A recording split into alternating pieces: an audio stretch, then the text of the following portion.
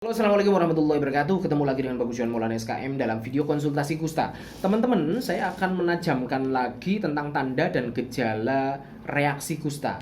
Di antara kalian kan sering, bahkan paling sering itu pertanyaan tentang reaksi sekarang. Oke, itu bagus, artinya kalian juga sudah mulai aware atau peduli tentang reaksi. Tapi di antara kalian juga banyak yang benar-benar tidak tahu reaksi itu apa. Ya, nah ini yang orang-orang yang baru dengar kata reaksi dan sebagainya. Ini saya mewajibkan Anda nonton semua video dengan kata kunci Bagus Johan Maulana reaksi kusta. Anda ketik di YouTube Bagus Johan Maulana reaksi kusta dan finishkan, tamatkan semua video dengan kata pencarian tersebut. Oke, wajib bagi Anda. Jadi Anda benar-benar ketinggalan nih. Kalau reaksi saja tidak tahu, bagaimana cara mencegahnya? Jadi kewajiban bagi para penderita kusta itu belajar sampai dengan level reaksi, sampai belajar bagaimana mencegah reaksi. Wajib. Entah pasien MB maupun PB, semuanya bisa punya potensi atau bahkan resiko, saya sebut, untuk terkena reaksi. Apakah PB bisa kena reaksi? Bisa. Loh, PB kan nggak ada kumannya. Loh, PB ada kumannya, Mas. Hanya saja tidak kelihatan saat pemeriksaan BTA skin smear gitu loh. Pasien PB diambil sampelnya, dilesinya di situ di BTA skin smear atau dilakukan pemeriksaan laboratorium di situ memang tidak didapatkan atau tidak ketemu, tapi bukan berarti nggak ada kumannya. Loh, kalau nggak ada kumannya ya nggak mungkin kusta, ya kan? Dia disebut kusta kan karena ada kumannya, meskipun kumannya itu tidak kelihatan di laboratorium, berarti dia ada sembunyi di tempat yang lebih dalam lagi, bukan di tempat yang dangkal atau superficial. Berarti dia sembunyi di tempat yang lebih dalam lagi, mungkin dermis tapi lebih dalam lagi, atau di jaringan saraf yang lebih dalam lagi, seperti itu, sehingga tidak terdeteksi di pemeriksaan lapang pandang mikroskopik seperti itu. Oke, saya pengen melakukan kontekstualisasi biar jelas, biar paham tanda dan gejala reaksi itu lebih tepatnya itu gimana dan di mana gitu ya. Biar kalian tidak salah paham, karena masih banyak yang simpang siur mengenai tanda reaksi, apakah saya begini reaksi, begitu reaksi dan sebagainya. Oke. Nah, video ini akan menjadi rujukan ya. Saya akan sering merekomendasikan Anda untuk menyimak video ini. Ini saya kasih judul tanda gejala reaksi kusta gitu ya. Semoga nanti banyak yang nonton. Salah satu video lain tentang reaksi yang banyak sering saya rekomendasikan untuk menonton adalah video ke-74. Bagus Johan Maulana 74 gitu. Atau ketik Bagus Johan Maulana perbedaan reaksi ringan berat. Di situ tabel yang benar-benar penting di situ ya. Di situ penggolongan Anda reaksinya tipe 1 atau tipe 2, Anda reaksinya ringan atau berat. Nah, oke, tipe 1, tipe 2. Reaksi tipe 1, reaksi tipe 2. Tipe 1 itu bercaknya yang meradang. Kalau tipe 2 nodulnya yang meradang. Nodul itu apa? Nodul itu benjolan. Ada orang yang menyebutnya jerawat kusta karena bintik-bintik kayak jerawat. Atau bisa lebih besar lagi. Ada orang ngomongnya itu adalah bisul kusta, istilahnya seperti itu. Karena ukurannya juga bisa besar-besar seperti itu kayak bisul. Bisul atau nodul ya, istilahnya nodul benjolan. Nodul kusta itu apa? Nodul kusta itu isinya adalah itu banyak pecahan bangkai kuman kusta. Kuman kusta dalam diri kita, dalam menderita kusta, ini kalau sudah diperangi oleh antibodi atau kalah menggunakan obat, itu mereka akan pecah. Nah, pecah remuk seperti itu. Nah, pecahan bangkainya, remukannya itu nanti bisa terbawa aliran darah secara random, dia bakal nyangkol dimanapun terserah. Jadi nodul itu letaknya bisa jadi bukan di bercak, paham? Bisa dimanapun, di kulit sehat juga bisa timbul nodul di situ. Oke, sebelum minum obat apakah bisa timbul nodul? Bisa. Jadi kuman kusta kan juga diperangi oleh antibodi sebelum kita minum obat. Jadi bisa jadi nodul itu munculnya sebelum pengobatan juga bisa. Tapi kemungkinan akan lebih banyaknya karena pengobatan. Setelah pengobatan dihajar, kumannya remuk, tambah banyak ya remuk, akhirnya itu nyangkol di mana-mana, jadilah nodul seperti itu ya. Itu khas pada tipe MB. Oke, kita masuk ke tanda-tanda peradangan. Jadi kalau tenaga kesehatan misalkan kayak perawat dan sebagainya itu mendapatkan ilmu tanda-tanda peradangan itu saat kuliah. Tanda-tanda peradangan secara umum ada 5 gitu kan. Merah, bengkak, nyeri, panas, gangguan fungsi. Ini tanda-tanda peradangan secara umum. Apapun itu peradangan, itu biasanya ada tanda-tanda ini. Misalkan Anda kena trauma benda tumpul, atau trauma benda, misalkan benda tajam, ada luka, ada bisulan, ada digigit serangga. Ya umumnya tanda-tanda peradangan itu ada 5 itu. Nah, demikian pula tanda-tanda peradangan pada stadium reaksi ada 5 ini. Nah, tetapi saya harus menajamkan lagi biar kalian tidak salah paham. Ini merahnya merah yang di mana, ya kan? Terus bengkaknya ini bengkak yang gimana dan sebagainya biar tidak salah paham. Ini penting sekali video ini, oke? Kita bahas satu persatu. Yang pertama merah. Nah, ini kan jadi pertanyaan. Merah, yang merah apanya? Nah, yuk. Tadi kan ada bercak, ada nodul. Nodul isinya bangkai kuman. Di bercak apakah ada kuman? Di bercak juga itu ada kumannya. Nah, itu kenapa terjadi bercak? Kan karena terjadi infiltrasi, merusaknya kuman kepada jaringan kulit, gitu kan? Saya pernah membahas nih, ketik Bagus Johan Maulana semua tentang bercak kusta. Di situ saya membahas bagaimana sih terjadinya bercak sehingga warnanya kok malah hipopigmentasi, ya kan? Di situ. Berarti kalau ada bercak di situ ada kuman, iya tadinya ada kuman di situ. Jadi kumpulan kuman itu terlihat pada bercak, pada nodul seperti itu. Oke, juga pada infiltrat. Ini nanti kapan-kapan kita bahas infiltrat, oke? Oke, ada bercak, ada nodul. Berarti di situ banyak kuman. Disitulah bisa terjadi tanda-tanda peradangan. Peradangan itu, peradangan reaksi adalah si antibodi menyerang antigen. Antigen ini adalah kuman. Oke, menyerang. Di situ tanda-tanda peradangan muncul. Berarti tanda-tanda peradangan bisa muncul di bercak maupun di nodul. Jadi tanda reaksi yang berupa kemerahan, yang merah apanya? Ya bisa bercaknya, bisa nodulnya. Oke? Kalau Anda kok merasa kok di sini merah ya, padahal di sini setahu saya nggak ada bercak, Anda yang salah paham. Anda yang baru baru sadar bahwa di situ ada bercak. Jadi kalau Anda reaksi kok merah-merah, ya itu sebenarnya itu ada bercaknya, Mas. Ya, bisa jadi selama ini Anda tidak tahu di situ ada bercak karena warnanya samar, karena mungkin tidak jelas, karena mungkin pemeriksaannya cahayanya kurang standar dan sebagainya. Anda baru sadar setelah terjadinya reaksi, bercaknya memerah, warnanya kontras dengan tubuh Anda, barulah di situ menonjol. Baru Anda sadar, oh selama ini di situ ada bercak ya ternyata, ya gitu. Ya, jadi yang merah itu apa pada reaksi? Bercaknya dan nodulnya. Oke, itu merah. Sekarang kita mau membahas tentang bengkak, oke? Yang bengkak apanya? Yang bengkak ya bisa jadi dua hal itu tadi, karena kumpulannya kuman di situ, maka peradangannya di situ, membengkaknya juga bisa jadi di situ. Jadi yang pertama, bengkak itu bisa terjadi pada bercaknya itu membengkak, membesar, masanya bertambah, gitu kan? Bisa juga meninggi. Nodulnya juga demikian. Nodulnya bisul-bisul kusta itu, jerawat-jerawat kusta yang tadinya kecil kok diameternya membesar, kok meninggi tambah timbul. Itu bisa seperti itu. Jadi bercak atau nodul itu bisa membengkak.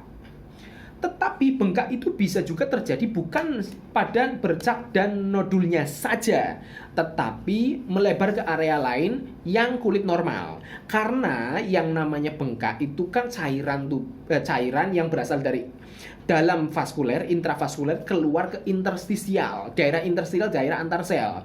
Daerah ekstravaskuler, di mana bisa jadi daerah ekstravaskuler itu bukan merupakan area adanya bercak atau nodul. Makanya di antara kalian yang reaksi kadang di foto itu kan, saya kok jarinya kok jadi bengkak semua, ekstremitas anggota gerak saya kok, kaki termasuk kok bengkak semua. Nah itu, jadi bengkak itu bisa saja terjadi di luar bercak dan maksudnya gini, bercaknya ya iya, nodulnya ya iya, dan juga anggota ekstremitas. Ya, bisa saja terjadi melebar ke daerah di luar bercak dan di luar nodul. Paham ya?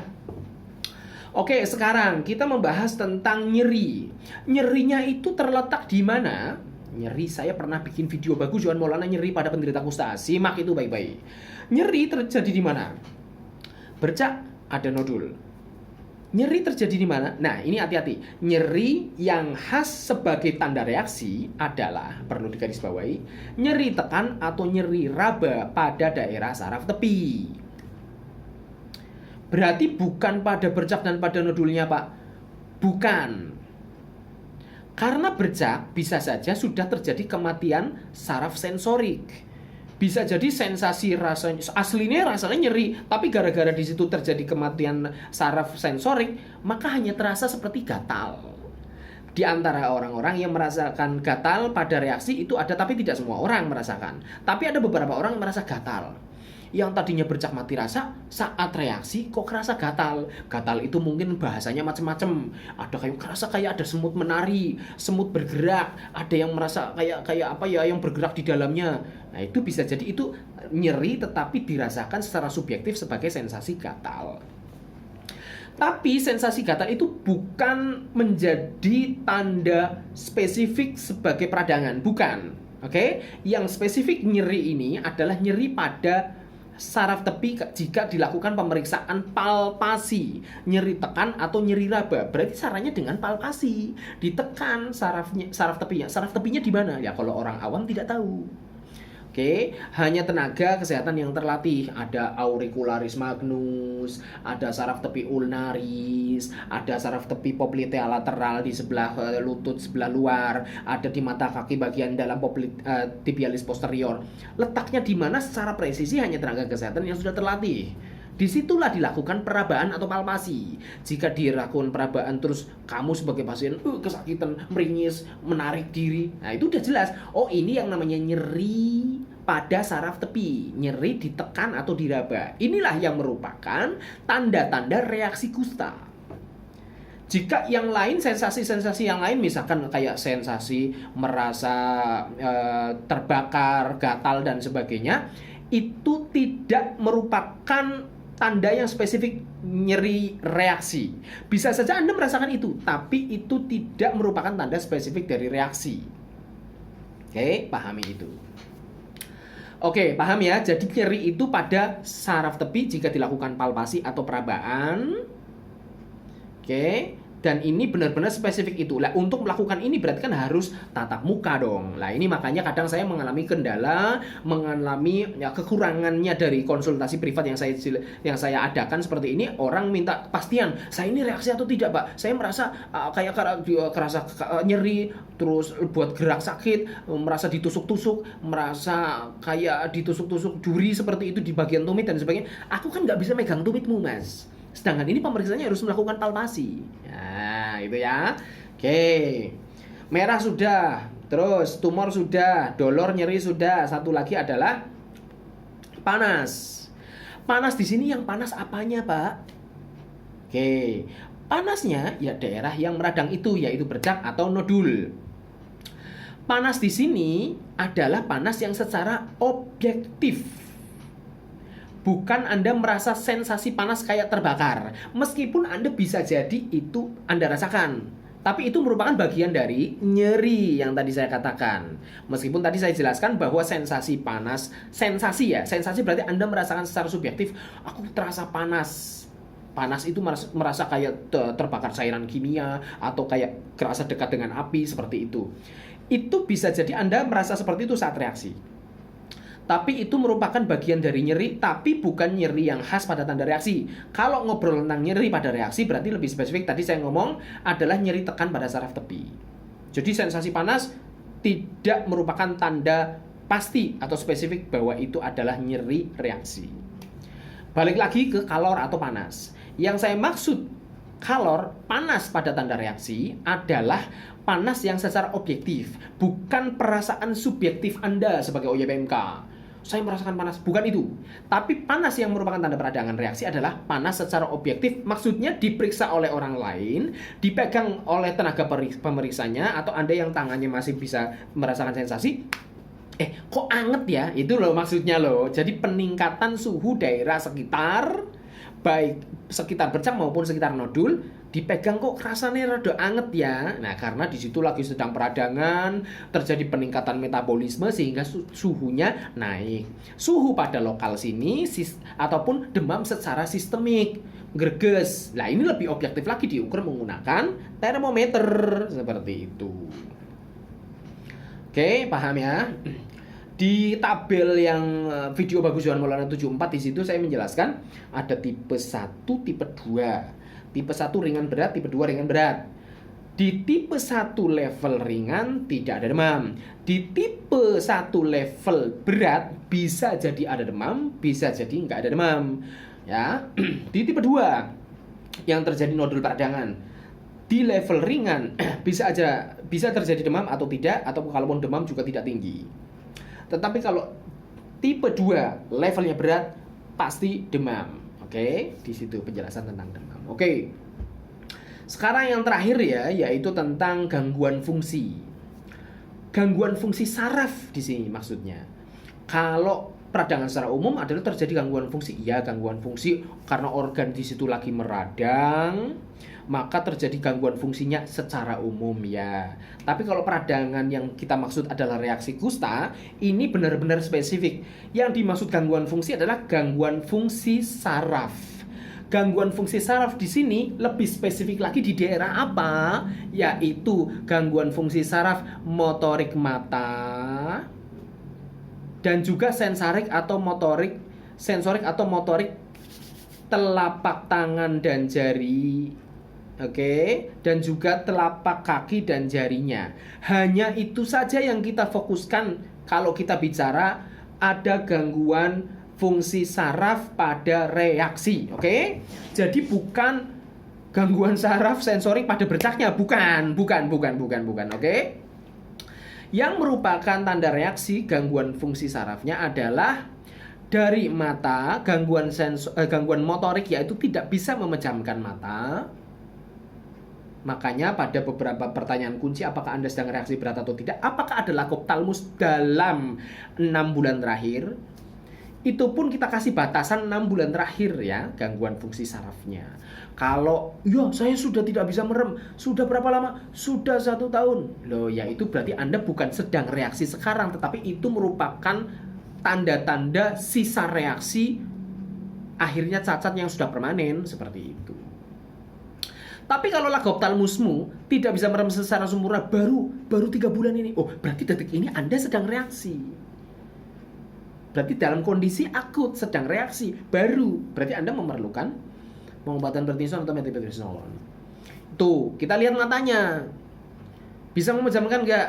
Oke, jadi kalau ada lakoptalmus alias tidak bisa merem kurang dari 6 bulan, berarti Anda sedang ada gangguan fungsi saraf motorik yang terjadi baru-baru saja. Berarti Anda sedang reaksi berat. Demikian pula gangguan fungsi saraf pada telapak tangan atau jari tangan yang terjadi kurang dari 6 bulan. Nah ini pertanyaan-pertanyaan yang spesifik ini ya. Jadi bukan pada bercaknya, saya sedang terjadi mati rasa pada bercaknya. Nah itu tanda kusta, bukan tanda reaksi kusta.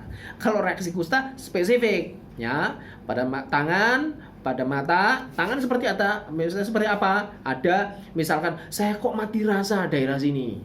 Saya mati rasa daerah sini. Intinya seluruh telapak tangan dan juga telapak kaki. Saya mati rasa. Baru kurang dari 6 bulan. Oh, berarti Anda sedang reaksi sekarang. Tapi kalau sudah lebih dari 6 bulan, berarti Anda ini sudah bukan dalam kondisi akut alias bukan kondisi baru. Bisa jadi itu adalah sisa reaksi yang dulu karena tidak ditangani secara adekuat sehingga menimbulkan cacat yang permanen seperti itu. Kaki juga demikian. Tangan motorik, ada gangguan motorik berarti misalkan di sini tambah lemah. Saya kok tambah lemah ya, jari ininya ya, jari kelingkingnya ya, seperti itu. Jempolnya kok saya tambah lemah ya.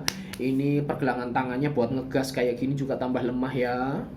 Itu kaki juga, kaki tidak bisa fleksi, pakai sandal sering lepas dan sebagainya, yang terjadi kurang dari 6 bulan loh ya. Atau kaki itu bagian misalkan bagian jari-jari kaki ada yang mati rasa atau jari-jarinya melemah dan sebagainya kurang dari 6 bulan. Berarti kan gangguan motorik atau sensorik pada anggota gerak ya. Itu yang merupakan tanda-tanda spesifik dari reaksi. Jadi paham ya? Ini sudah saya kontekstualisasi nih dengan jelas tanda-tanda reaksi itu apa. Yang 5 ini lebih spesifiknya lokasinya di mana dan kapan. Kapan itu berarti harus kurang dari 6 bulan. Semoga Anda bisa jelas sejelas-jelasnya. Jika Anda mau bertanya apapun tentang reaksi silahkan tanya saya. Assalamualaikum warahmatullahi wabarakatuh.